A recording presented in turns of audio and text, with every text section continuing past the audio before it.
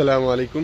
میں اس وقت رمسو میں موجود ہوں اور یہ رات کے 12:30 بجے کا ٹائم ہے اور روشنی سے آپ کو ایسا محسوس ہو رہا ہوگا جیسے یہ دن کے 12:30 بج رہے ہیں. یہاں پہ مڈ نائٹ سن ہے، یعنی سورج 24 گھنٹے طلوع رہتا ہے، غروب نہیں ہوتا. یہ دنیا میں ایک منفرد جگہ ہے جہاں پہ 24 گھنٹے کے لیے سورج طلوع رہتا ہے. ہم یہاں پہ اسلامک کونسل آف ناروے کی جو امام کمیٹی ہے اس کے ساتھ جو نمازوں کے اوقات ہیں northern part of the Norway کے اندر، اس کو ڈسکس کرنے کے لیے اکٹھے ہوئے ہیں. مقامی ائمہ کے ساتھ کل ہماری میٹنگ ہے جس میں اس ایشو کو تفصیلی طور پر ہم ان کے ساتھ ڈسکس کریں گے، کیونکہ یہاں پہ تینوں طرح کے فینومین موجود ہیں. یہاں پہ ایسے دن آتے ہیں کہ جب سورج غروب نہیں ہوتا، جس طرح آج کل کے دن ہیں گرمیوں کے، سمر کے. پھر سردیوں میں وہ دن آتے ہیں کہ جب سورج بالکل طلوع نہیں ہوتا، غروب رہتا، 24 گھنٹے رات رہتی ہے.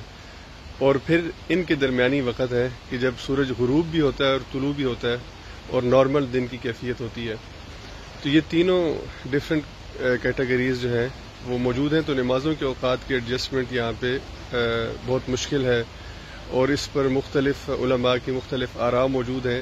یہ فقہی طور پر ہر ایک امام اپنے اپنے اصول اور قواعد کے مطابق اس کا کوئی حل تجویز کرتا ہے، لیکن لوکل مساجد، یہاں کی جو مساجد ہیں، یہاں کے جو مسلمان ہیں، یہاں پہ جو لوگ ہیں، ان کو اس حوالے سے مشکل ہے کہ وہ جو حل تجویز کیے گئے ہیں وہ ایسا حل ہے کہ جو پریکٹیکیبل نہیں ہے، جو یہاں کے لوگوں کے لیے زیادہ مشکلات کا باعث بنتا ہے.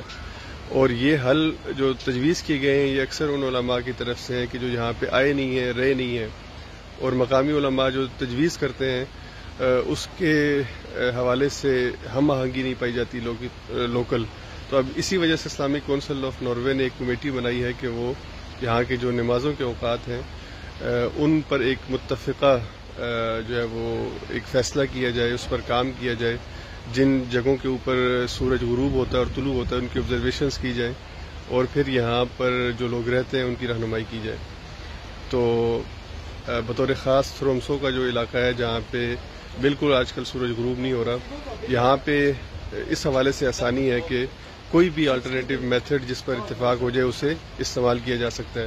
تو یہاں پہ آج کل نمازوں کے اوقات میں باہم اتنا فاصلہ رکھا گیا ہے جتنا کہ مکہ کے اندر نمازوں کے اوقات کا فاصلہ ہے. تو مثال کے طور پہ مکہ میں اگر فجر 4 بجے ہے تو یہاں پہ فجر 4 بجے ہے. مکہ میں اگر وہاں پہ 2 بجے ظہر ہے تو یہاں پہ 2 بجے ظہر ہے. اسی طرح اثر مغرب اور عشاء کا ہے.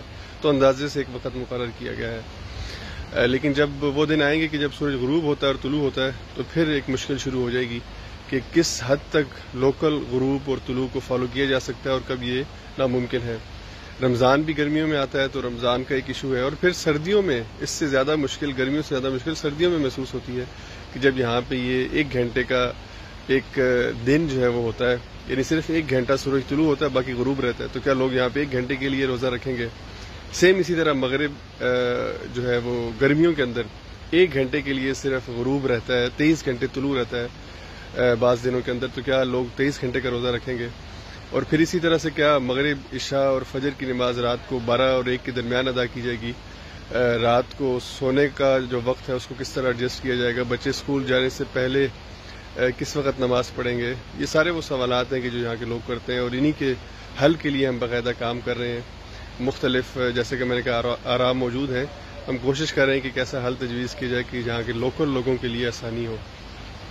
یہ آپ یہاں کا جو منظر ہے وہ دیکھ، ایک خوبصورت جگہ ہے، بہت پیاری جگہ ہے. رمسو کا شہر ابھی بھی پہاڑوں کے اوپر برف موجود ہے اور یہ رات کے 12:30 بجے کا وقت ہے اور سورج بالکل اپنے، اگرچہ بادل ہیں آج، اس طرح سے آسمان جو ہے وہ صاف نہیں ہے.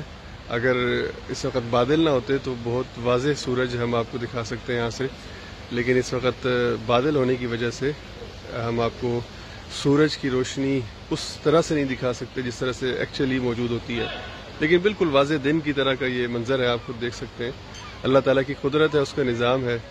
اور مسلمان دنیا کے اس حصے کے اندر بھی موجود ہیں، مساجد موجود ہیں، نمازیں ادا کی جا رہی ہیں اور یہاں پہ باقاعدہ مسلمانوں کے ادارے جو ہیں وہ قائم ہو چکے ہیں. تو اللہ تعالیٰ یہاں کے مسلمانوں کے لیے آسانی بھی فرمائے اور ان کو یہاں پہ ذریعہ تبلیغ اسلام کی توفیق عطا فرمائے، اسلام کے پھیلاؤ کا ذریعہ بنائے. السلام علیکم ورحمۃ اللہ وبرکاتہ.